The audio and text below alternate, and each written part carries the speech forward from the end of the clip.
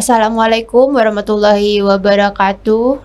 Jumpa lagi di podcast ilmiah yang diselenggarakan oleh Ikatan Apoteker Indonesia Cabang Ponorogo.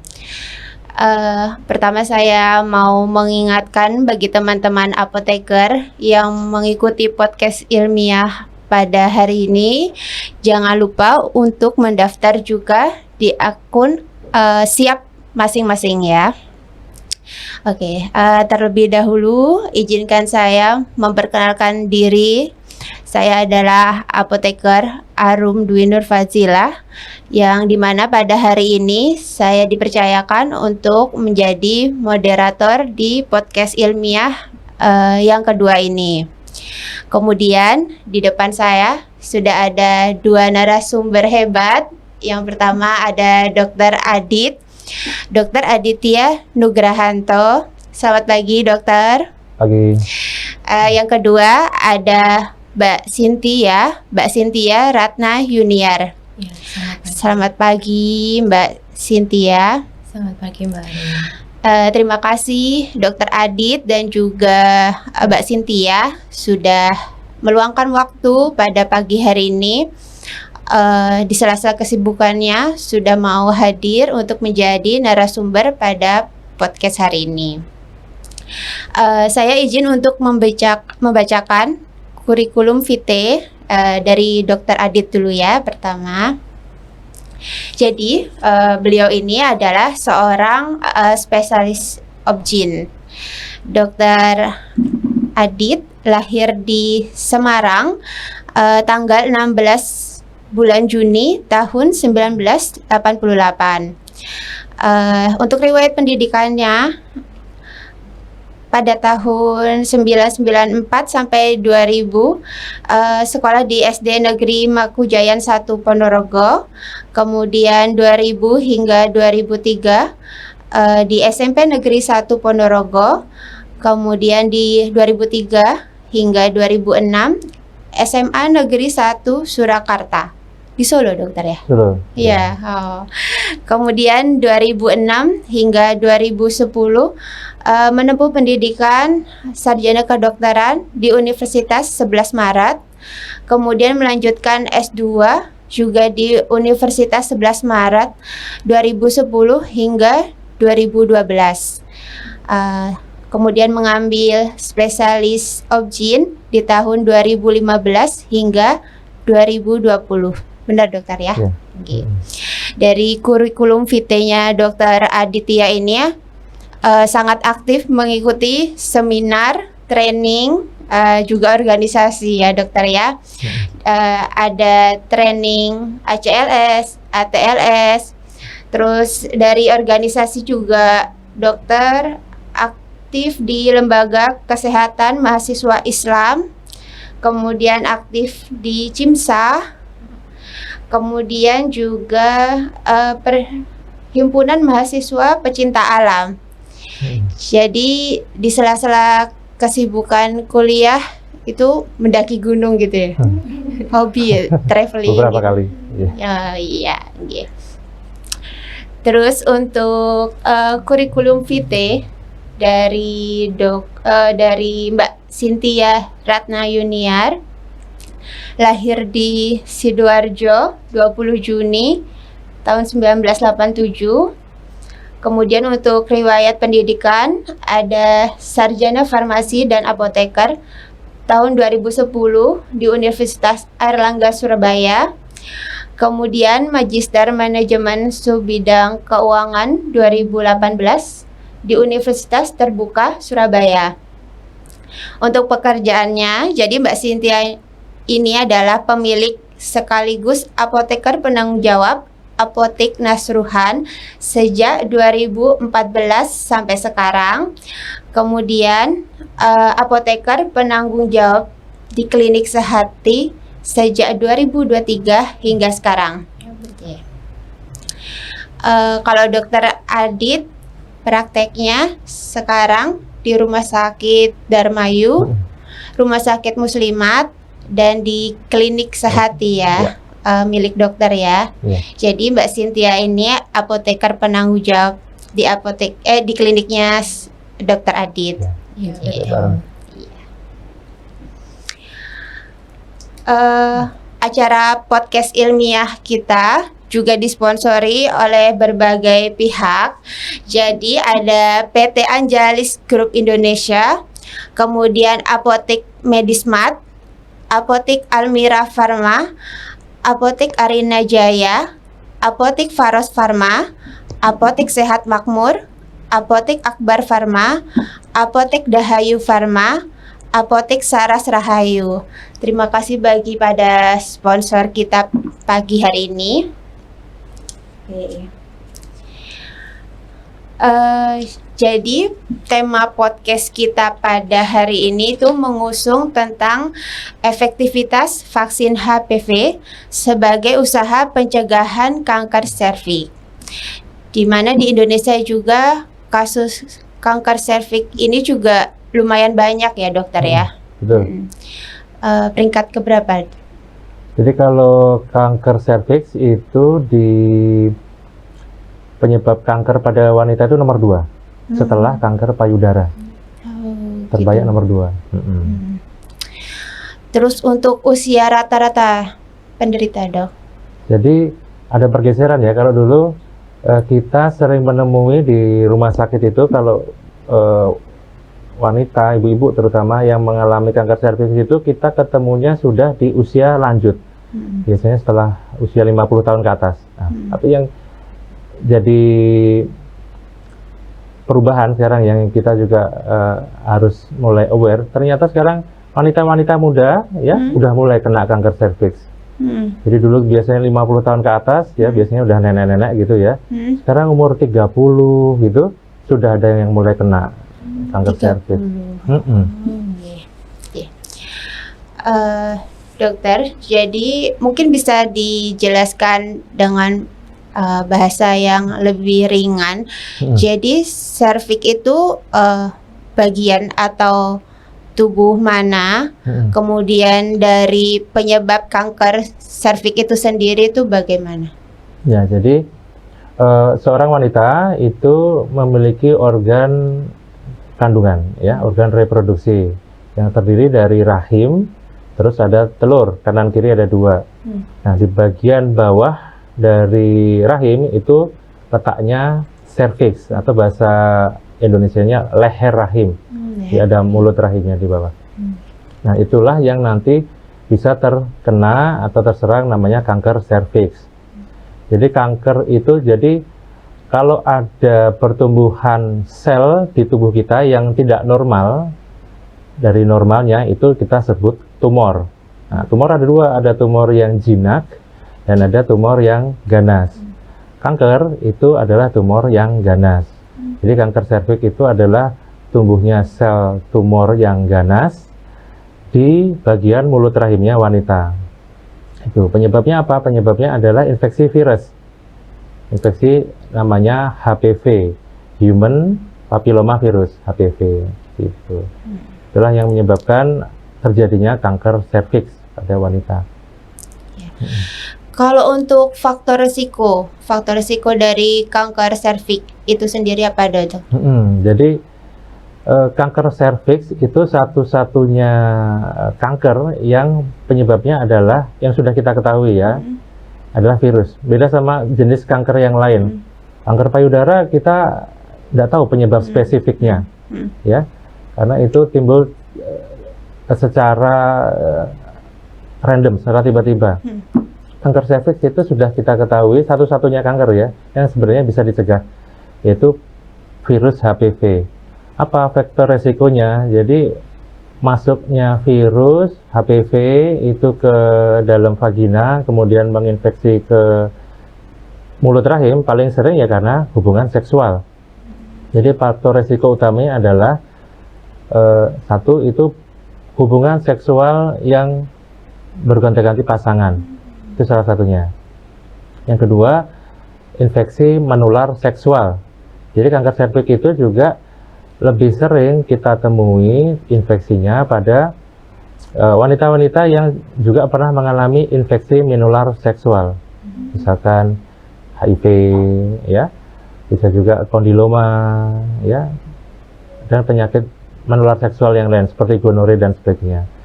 Yang ketiga, faktor resikonya itu juga karena merokok.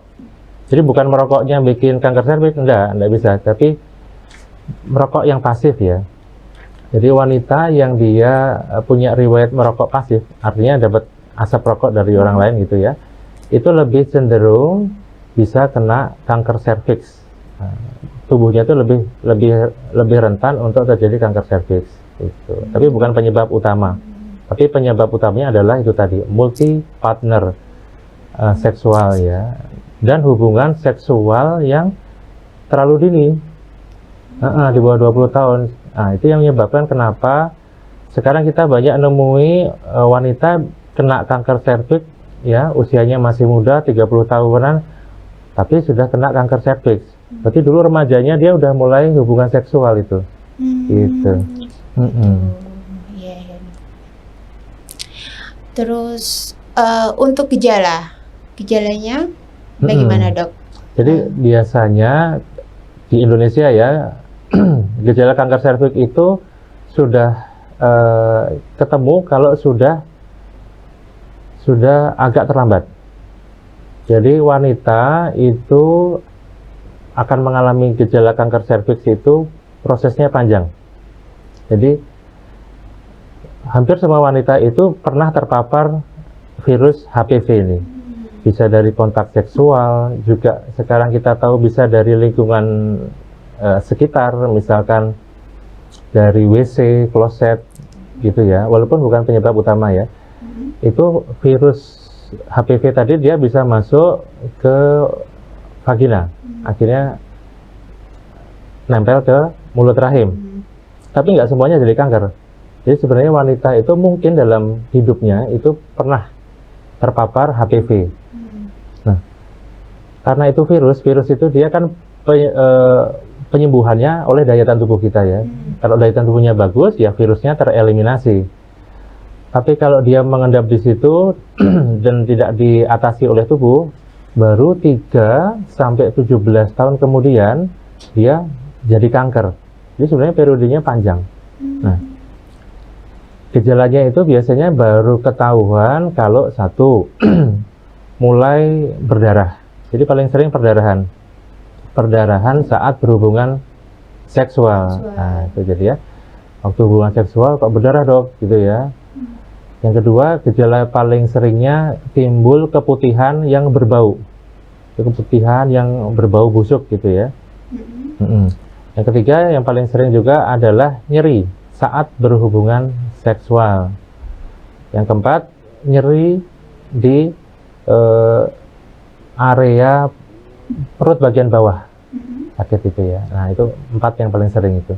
Tapi kalau udah timbul ini, berarti udah kanker ini, udah terlambat. Nah, kita sekarang PR-nya itu gimana kita mendeteksi sebelum jadi kanker, karena prosesnya kan tadi belasan tahun. Jadi sebenarnya terlambat kalau sudah jadi kanker.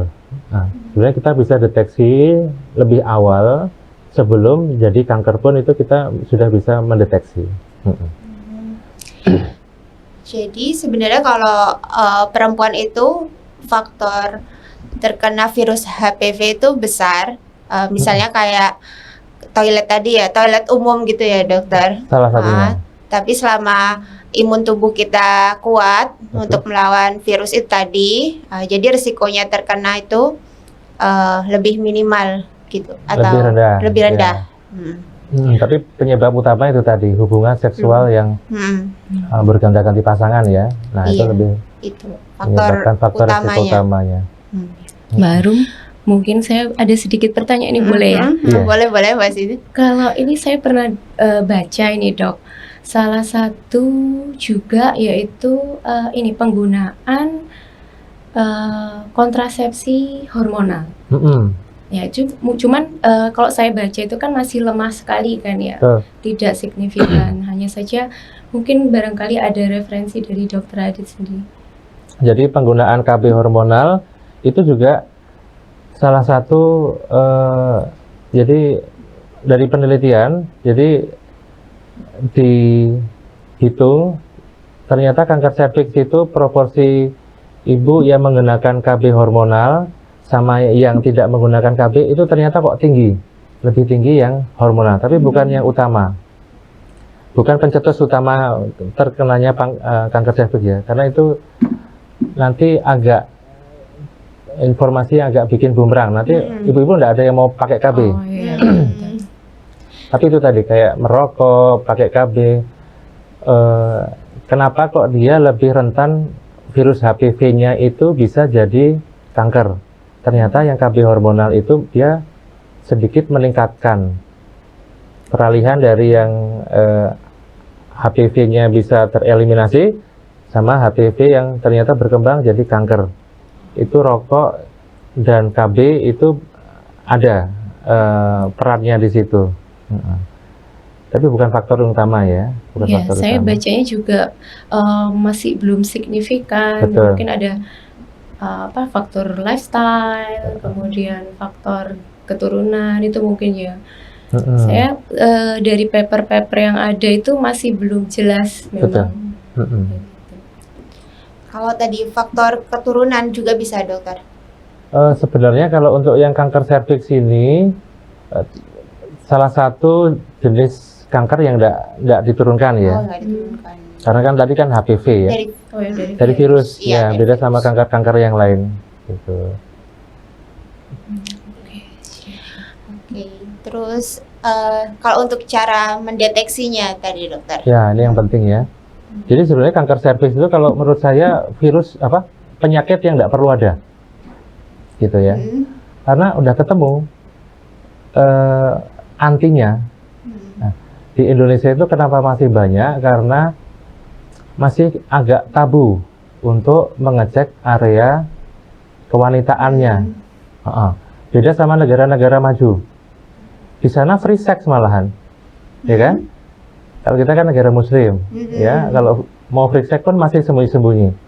Kalau di sana kan multi partner, nah, kok dikit kanker serviksnya, karena sudah terdeteksi dari dini, dan mereka memang udah aware untuk mencegah. Deteksi dininya yaitu dengan pemeriksaan seperti pap smear, ya. Sekarang juga kita mengenal namanya IVA test, ya, inspeksi visual pakai asam asetat. Jadi kurang lebih caranya adalah dilihat mulut rahimnya pakai alat, ya. Kemudian mulut rahimnya bisa, kalau pap smear di swab, ya, diambil cairannya dikit pakai alat, terus kita lihat di mikroskop. Nah, itu untuk melihat adakah sel mulut rahim yang normal yang berubah ke namanya lesi prakanker. Jadi kanker serviks itu tidak tiba-tiba jadi kanker. Jadi dia sudah bisa kedeteksi dari perubahan selnya. Kalau selnya sudah menjadi lesi prakanker, prakanker, belum jadi kanker ya. Mulut rahimnya masih mulus, masih bagus, belum ada tumor. Tapi sudah selnya berubah, itu bisa kita deteksi. Namanya pakai pap smear, IVA test. Sekarang juga sudah mulai ada yang lebih canggih, kayak pakai pin prep, atau namanya kolposcopy. Pakai kamera dilihat, kameranya itu punya zoom tinggi gitu, jadi bisa dilihat ada selnya, ada apa namanya, mukosanya, ada jaringannya, ada arah berubah ke kanker apa enggak, ke lesi prakanker apa enggak.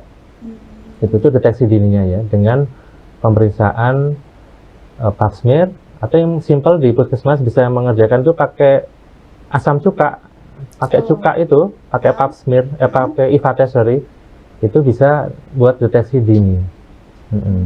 Tentu itu untuk wanita yang sudah kontak seksual ya, karena kan kita harus menengok ke dalam mulut rahimnya.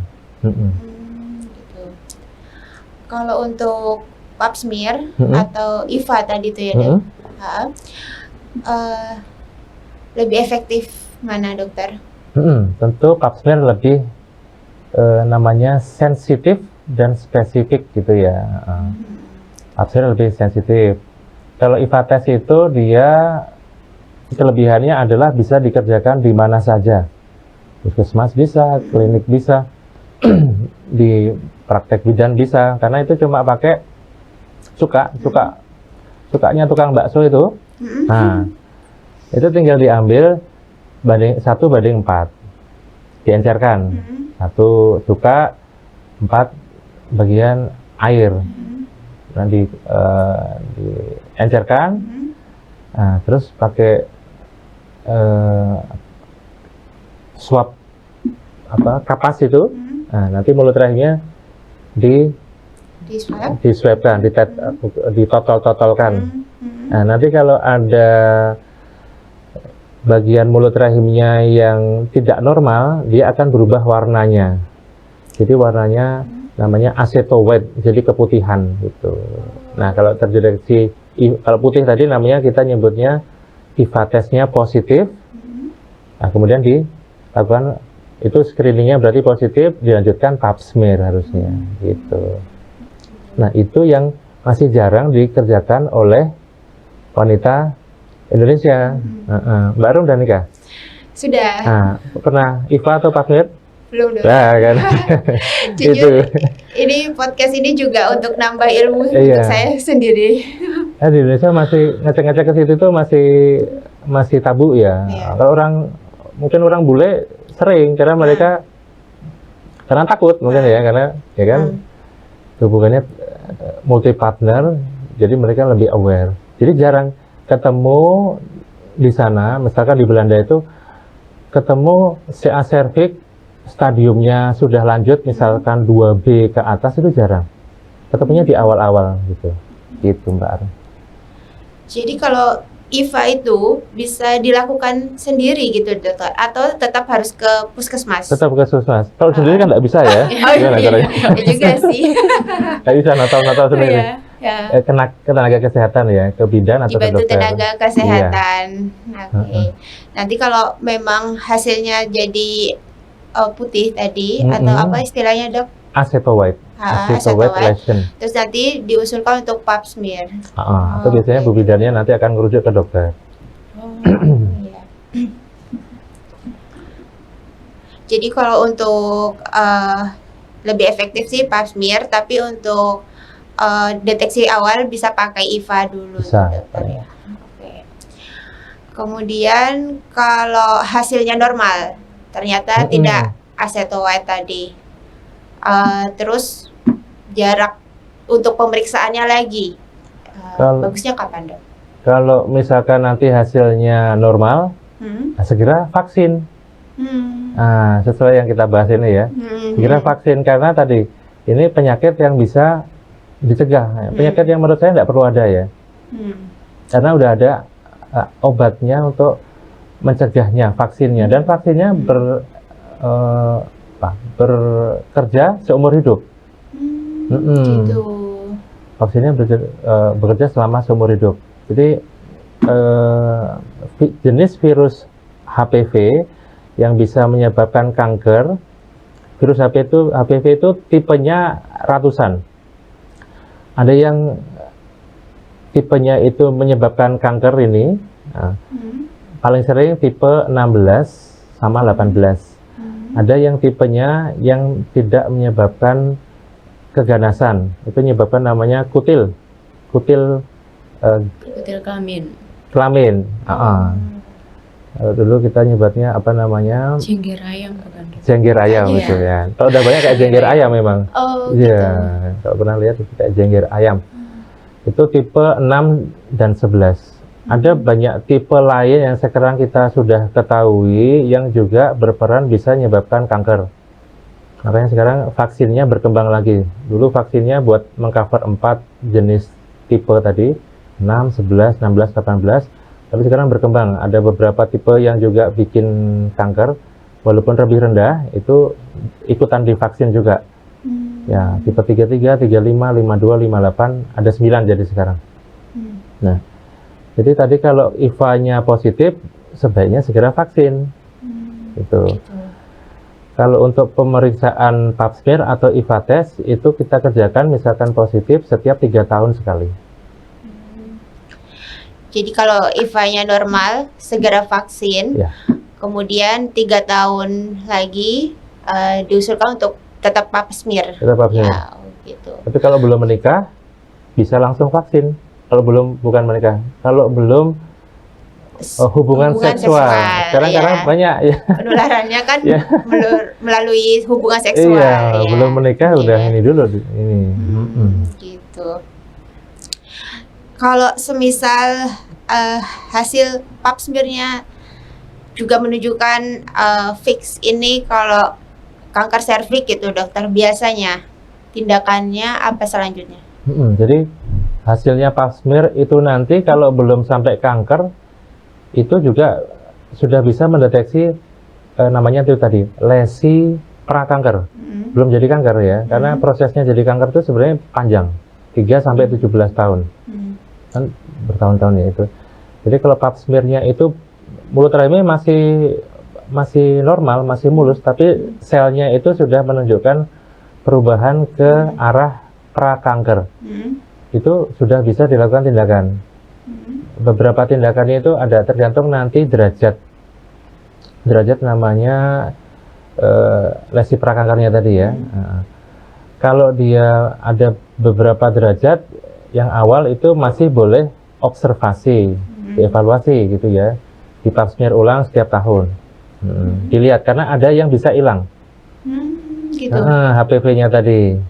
Jadi tadi kan konsepnya selama hidup wanita itu pernah bisa kena terpapar HPV, tapi buat jadi kanker dia prosesnya itu panjang. Ada yang bisa diatasi oleh tubuh sendiri, itu observasi aja.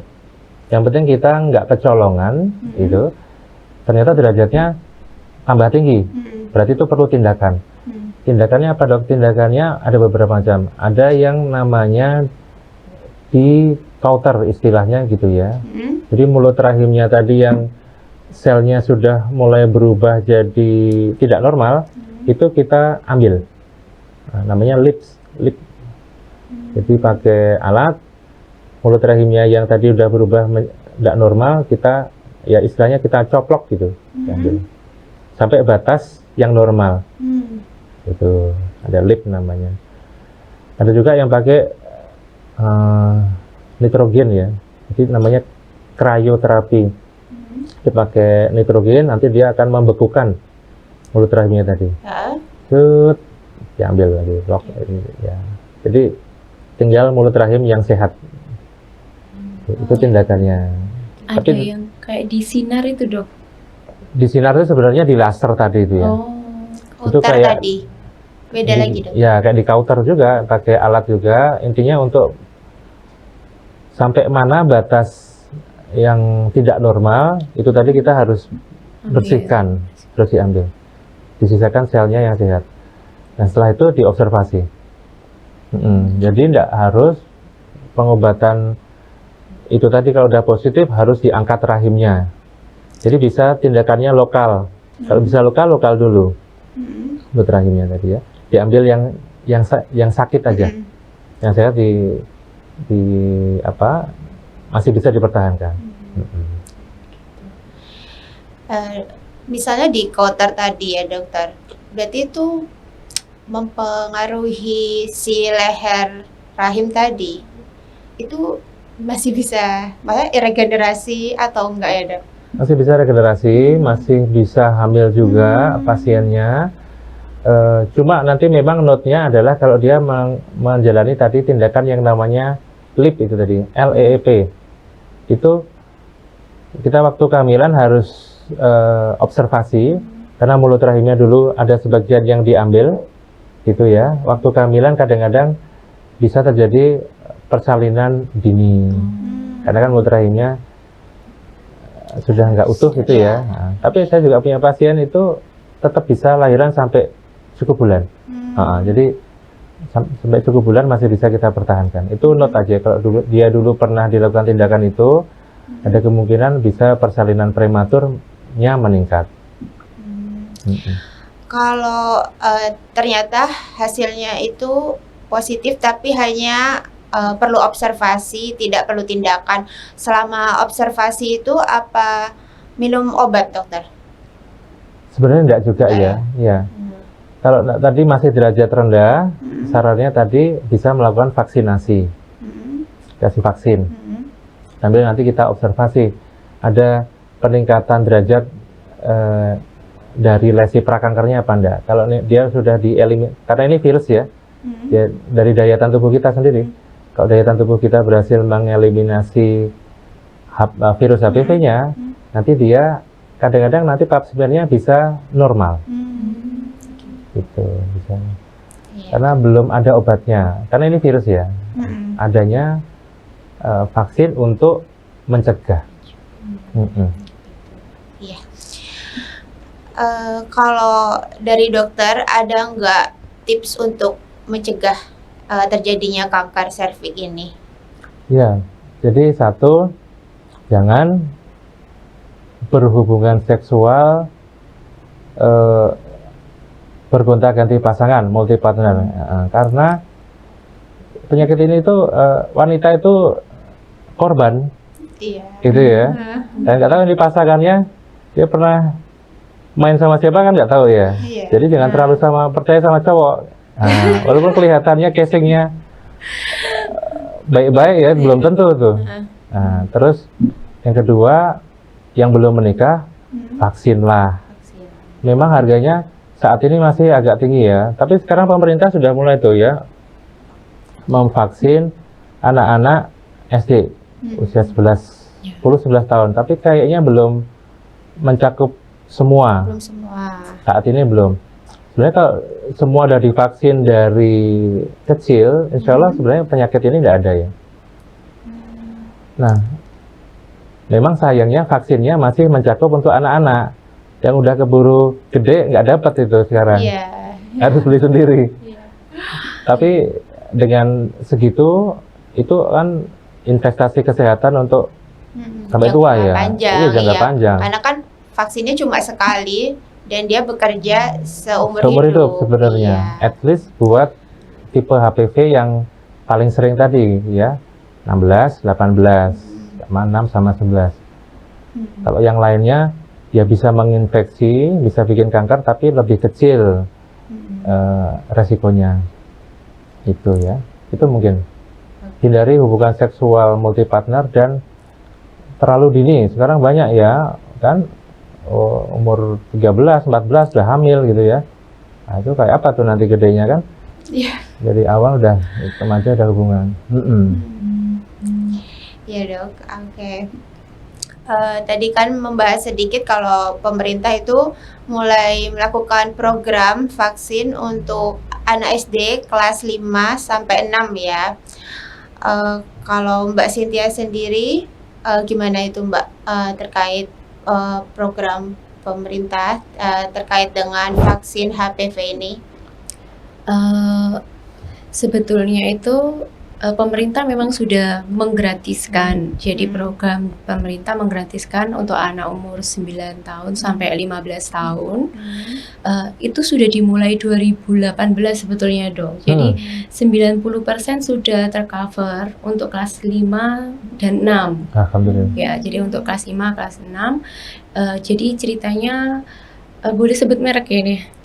Boleh sebut ya? Merek. Jadi, suatu industri farmasi yang mestinya sudah tahu ya kalau BUMN yang mengelola vaksin Bio Farma ini bekerja sama dengan MSD.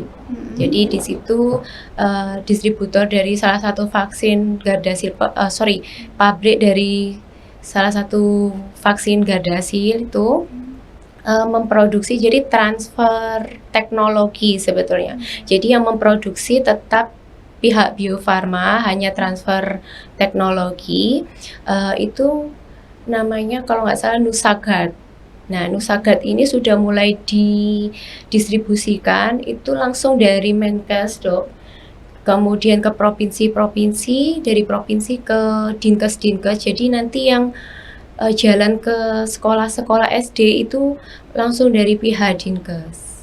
Begitu. Nah, itu sudah 90% lebih sudah berjalan. Cuman mungkin kalau area Ponorogo masih belum ini ya, belum ada. Saya belum tahu juga. Soalnya anak saya masih kelas 4 belum dapat juga. Gitu. Tapi ya alhamdulillah kalau ternyata pemerintah sudah hampir 90% memfasilitasi itu, ternyata kan itu penting sekali ya. Jadi Nusagat tapi namanya. Itu sebetulnya copy paste-nya dari Gardasil 4 dok. Jadi 4 strain. 4 strain. Jadi nggak cuma 2 strain 18 sama 16 sudah bagus di 4 strain itu. Cuman produknya Bio Farma.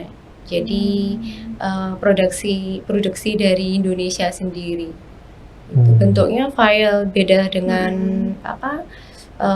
produksinya dari MSD. Jadi kalau yang untuk anak-anak itu vial itu tadi. Ya, vial penggunaannya kan untuk beberapa orang. Iya. Jadi kalau untuk usia yang paling efektif untuk vaksin itu, Dokter Adit, usia yang paling efektif untuk vaksin. Kalau untuk anak-anak itu tadi ya, kita usia 5 tahun. Kalau di penelitian memang mulai 9 tahun boleh. Kalau di Indonesia itu sekitar usia 5-6 tahun, berarti ya 11, 10, 11, 12 gitu ya. Pemberiannya di situ. Nanti 2 dosis. Beda sama kalau dewasa, itu kan 3 dosis. Setengah cc, 0,5 mili ya. Kalau anak-anak 2 dosis. Gitu. Saya juga belum tahu, itu mungkin perlu kita tanya gitu ya ke SD gitu ya. Ini udah jalan apa belum? Kalau kayak di Jakarta udah. Iya, itu Jakarta 2018 sudah dokter. Sudah ya. Karena resiko tinggi kan kalau remaja-remaja di kota besar. Gitu. Ini ilmu yang baru juga buat saya. Kalau laki-laki dokter, perlukah vaksin? Kalau laki-laki bisa kena HPV, tapi seringnya yang itu tadi genital wart tadi yang kondilom itu ya. Nah, jarang dia. Kalau laki-laki itu dia pembawa, perantaranya. Jadi ya ada hubungan multi partner. Nah, dia bisa mengantarkan dari misalkan ya wanita yang dia ada virus HPV-nya, ini belum ada, nah dia bisa kena. Makanya multi partner itu menyebabkan faktor risiko untuk terjadinya kanker serviks itu ya, multi partner. Kalau laki-laki sebenarnya kalau di badan WHO itu disarankan untuk vaksin. Tapi kalau di situ ditulis lebih cost efektif gitu, karena untuk memvaksinasi seluruh populasi di dunia kan tinggi biayanya. Jadi lebih diperuntukkan untuk wanita. Gitu. Tapi kalau sudah dianjurkan untuk laki-laki, berarti ya sunnah gitu ya. Bagus vaksin, tapi jarang karena kalau laki-laki nggak kena kanker serviks, nah dia nggak punya serviks. Iya kan, adanya di penis, iya. Dia kalau kena laki-laki penis ya. Kalau kena yang 16-18 dia nggak ada gejala. Kalau kena yang 6-11 dia ada gejala. Nah, bisa tumbuh itu tadi jengger ayam, kondiloma itu tadi. Tapi ada kasus nggak dok? Ada. Yang kena kondilom. Yang kena kondilom ada. Laki-laki. Kalau dia kena yang tipenya tadi kan banyak ya. Tipe yang nggak ganas itu 6 sama 11. Kalau dia hinggap di penisnya, nah itu dia jadi kondilom. Penyakit jengger ayam itu tadi. Itu kelihatan fisiknya. Terus kalau vaksin HPV sendiri ada efek sampingnya nggak dokter? Atau Mbak Cynthia? Mbak Cynthia mungkin. Kalau efek samping yang dalam jangka waktu dekat mungkin kan tidak bisa kita deteksi dulu ya. Hanya saja pilihan itu kan selalu kita ambil mana yang benefitnya lebih besar daripada resikonya lebih dengan resiko lebih kecil. Kalaupun ada resikonya itu akan lebih banyak benefitnya, kita terhindar dari kanker serviks seperti itu. Kalau misalnya untuk setelahnya paskanya tergantung individu, mungkin ada panas atau ada nyerinya, itu tergantung individu. Atau nyeri di bekas vaksin juga Ya, kadang kan itu wajar. iya. Cuma efek samping yang sudah bisa diprediksi aja seperti panas atau nyeri di tempat yang disuntik tadi ya. Iya, efek sampingnya ringan itu. Iya. Ya, kalau yang bisa diobati lah. Iya, cuma ruam misalkan. Demam jarang gitu. Kalau efek jangka panjangnya terhadap kesehatan tubuh yang lain enggak ada. Aman insya Allah. Oke. Mbak Cynthia, kalau jenis vaksin HPV itu ada apa aja sih? Dan sediaannya mungkin? Oh ya. Jadi kalau vaksin HPV ini ada yang komersil maupun yang non komersil ya. Jadi kalau komersil ini tadi kalau masuk Indonesia ini ada 3 sebetulnya. Cervarix itu hanya mengcover untuk 2 strain saja, 18 sama 16. Kemudian ada Gardasil 4, itu tadi yang seperti dipaparkan Dokter Adit. Jadi ada 16, 18, 8, 11, itu memang dia lebih kuat ya. Jadi bisa ke jengger ayamnya, terus kemudian juga CA cervixnya. Nah, kemudian ada Gardasil 9, itu generasi yang terbaru. Memang dia ada 9 strain karena terus terang saja kalau kita bermain dengan virus itu kan suatu makhluk hidup yang bisa beradaptasi.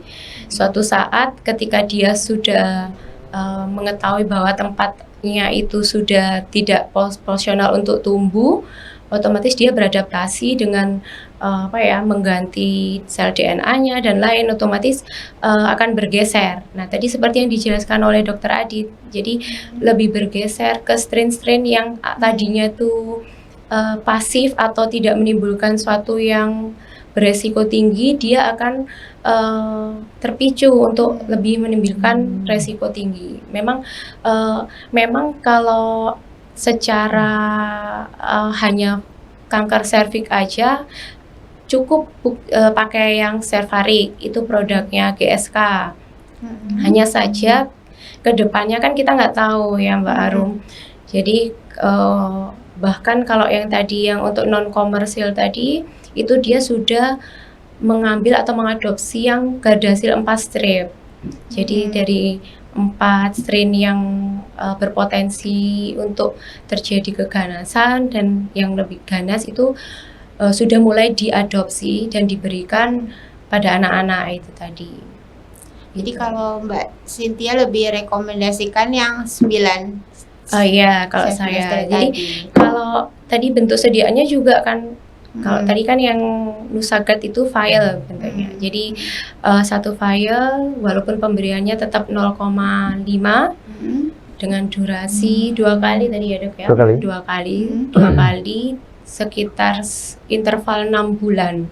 Kalau yang dewasa itu 3 kali 0, 2 dengan 6. Ya. Gitu. Iya ya. Kalau untuk pengadaannya, kalau Mbak Cynthia gimana perencanaan dan pengadaannya ini? Kalau pengadaan itu saya memberikan contoh yang pada di tempat klinik kami ya.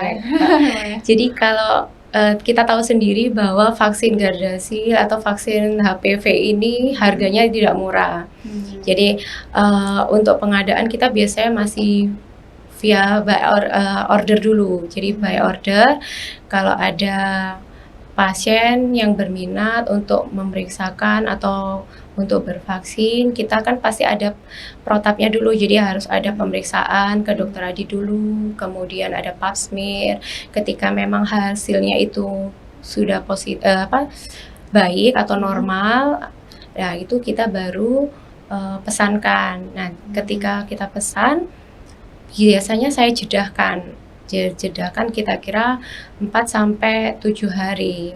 Ya, jadi karena terkait dengan pengiriman juga. Pemesan biasanya kalau pesan bisa di distributor APL Mbak Arum.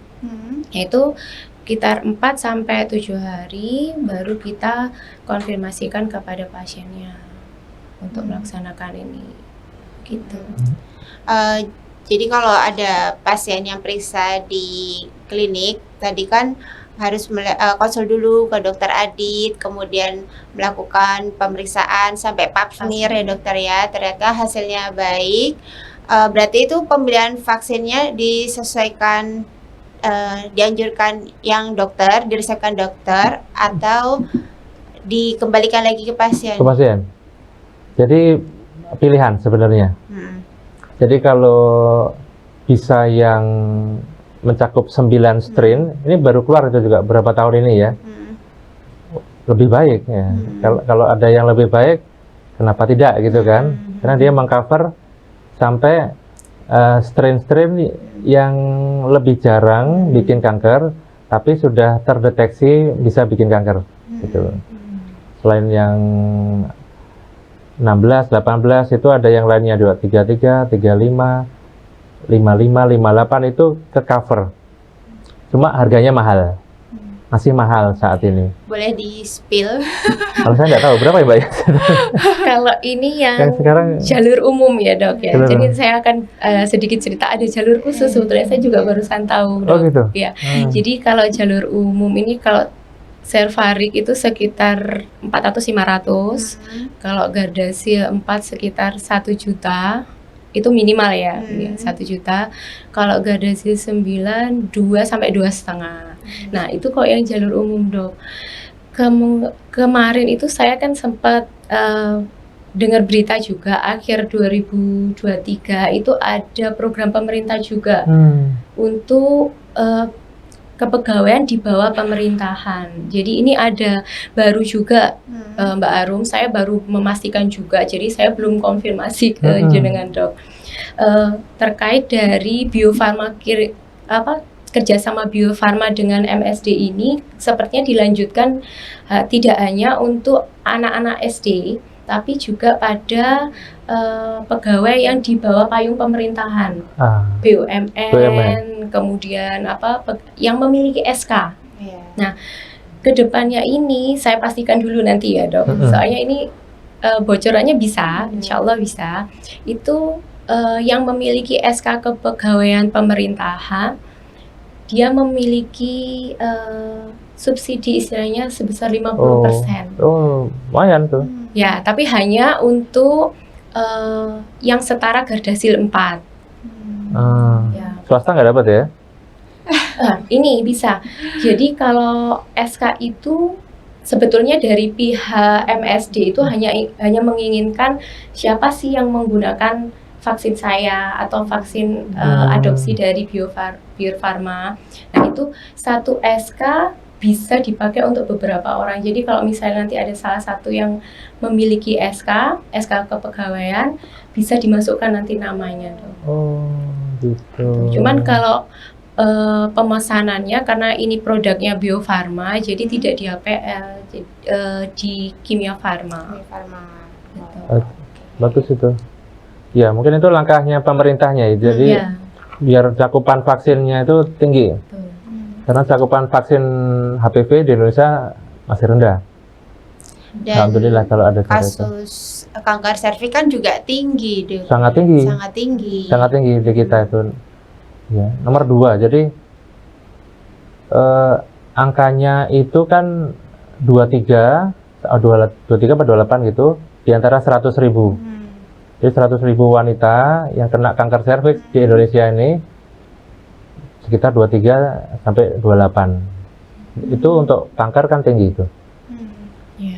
Dan sering kalinya kan ketemunya udah telat.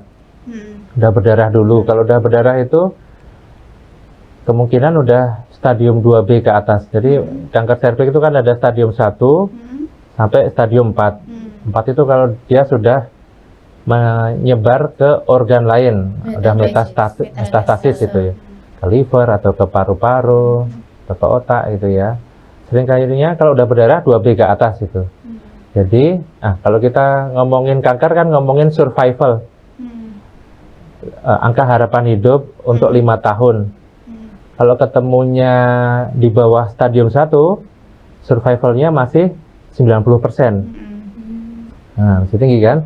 Kalau stadium 4 itu 10-15%. Kecil Jadi banget ya. iya. Jadi kalau dulu di rumah sakit dulu saya di Cipto kan memang rujukan kanker ya.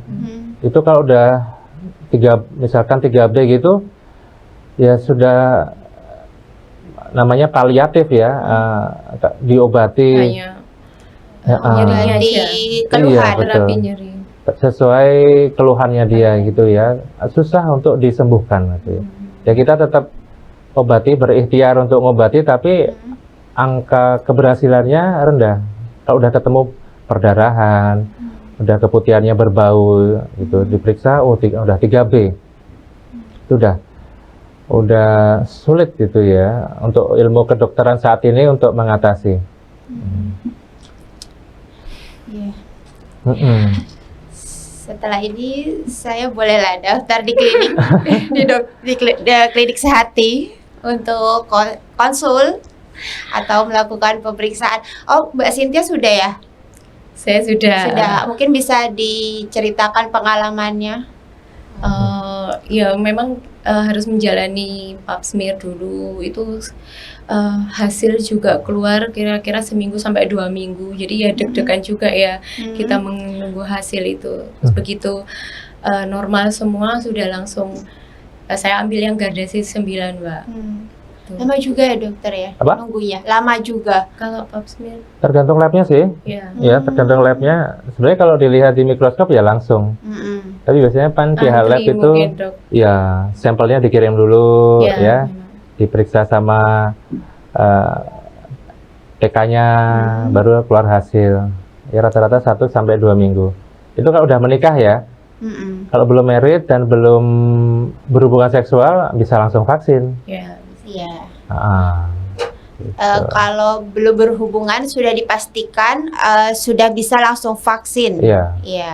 Tapi kalau belum menikah dilakukan pemeriksaan dulu. Vaksin dulu. Kalau sudah menikah. Sudah berhubungan. Kalau hasilnya baik langsung vaksin. Langsung vaksin. Iya. Mungkin ada pesan dari dokter atau Mbak Cynthia?